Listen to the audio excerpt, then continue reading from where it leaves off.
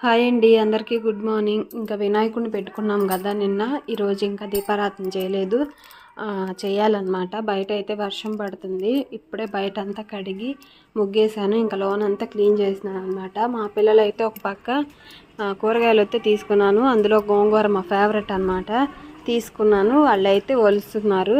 నిన్న మా పాప హాస్టల్ నుంచి కూడా వచ్చింది కదా, గోంగూర అయితే ఒలుస్తుంది. నేను ఇంకా పని కాలేదండి. నిన్న పండగ అయిపోయింది, కానీ పండగనే కానీ ఎన్ని అంట్లు ఎన్ని బట్టలు వచ్చినాయో చూడండి. అవన్నీ కడగాలి. చూడండి ఎన్ని వచ్చినాయో, ఎన్ని గిన్నెలు ఉన్నాయో, ఎన్ని బట్టలు ఉన్నాయో మొత్తం ఉతకాలి నీళ్ళు వచ్చేలోపు. ఇంక ఈ వర్షం ఏమో వదలకుండా పడతానే ఉంది. ఇంకా బట్టలు గిన్నెలు అయిపోయేలోపు మా పిల్లలు అయితే స్నానాలు చేసి దీపారాధన అయితే చేస్తారనమాట. ఈరోజు నాకు కుదిరేటట్టు ఏం లేదు. పని అయ్యేసరికి చాలా టైం అయిపోయేటట్టుంది.